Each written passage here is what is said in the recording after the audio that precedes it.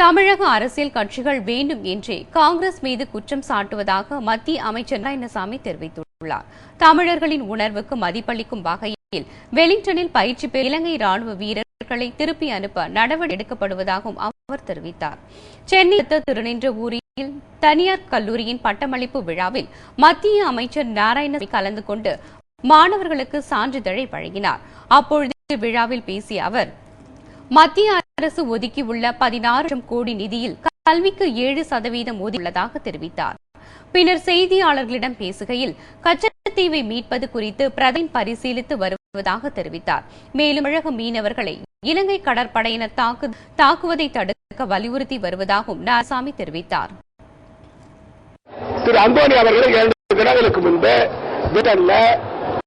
ஊட்டியில அவர்களுக்கு பயிற்சி சொன்ன உடனே அவர் உடனடியாக அவர்களை வெளியில வேண்டும் என்று சொல்லி அதற்கு அந்தோணி அவர்கள் நடவடிக்கை எடுக்கிறார். அதாவது இந்தியாவோ இலங்கையோ சார்க்கில் ஒரு அங்கமாக இருக்கிற நாடுகள். அதாவது இப்போ நம்முடைய தமிழக உணர்வுகளை மதித்து ஏற்கனவே வந்த 18 பேரை அனுப்பிட்டோம். இந்த 2 பேரை அனுப்புற நடவடிக்கை எடுத்திருக்கிறோம். தமிழக மக்களுடைய உணர்வுகளை நாங்கள் மதிக்கிறோம். இலங்கை தமிழர்களுக்கு பாதுகாப்பு கொடுக்கிற இலங்கை அரசு ஐநா சபையில தீர்மானத்தில் நாங்கள் ஆதரிச்சு போறோம். அதனால எங்களுடைய எண்ணெய் யாரும் குறைத்து மதிப்பிடக்கூடாது. இதை வச்சு சில அரசியல் அரசியல் பண்றாங்க.